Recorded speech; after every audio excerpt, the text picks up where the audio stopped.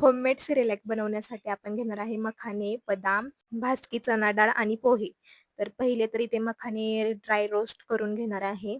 मखाने खूप healthy option आहे बेबीसाठी. त्यानंतर मी इथे पोहे घेतलेले आहेत. तर पोहेही ड्राय रोस्ट करून घेणार आहे.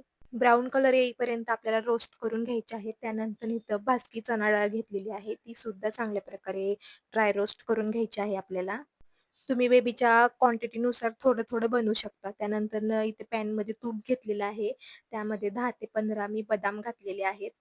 बाकी ड्राय फ्रुट्ससुद्धा तुम्ही यूज करू शकता. पण जर तुम्ही नवीनच बेबीसाठी यूज करणार असाल, तर तुम्ही बदामापासून सुरुवात करा. कारण ते पचायला हलके असतात. त्यानंतर सगळे रोस्ट केलेले साहित्य मिक्सरच्या भांड्यामध्ये घेऊन बारीक पावडर फॉर्ममध्ये करायचं आहे. त्यानंतर बारीक केलेली पावडर एका चाळणीमध्ये घेऊन चांगल्या प्रकारे चाळून घ्यायची आहे. अशा प्रकारे बारीक पावडर फॉर्ममध्ये झाली पाहिजे. आठवडाभर आपण ही स्टोअर करून ठेवू शकतो आणि एका एअरटाईट कंटेनरमध्ये ही स्टोअर करायची आहे आणि ही बनवायची कशी ही मी नेक्स्ट व्हिडिओमध्ये सांगणार आहे.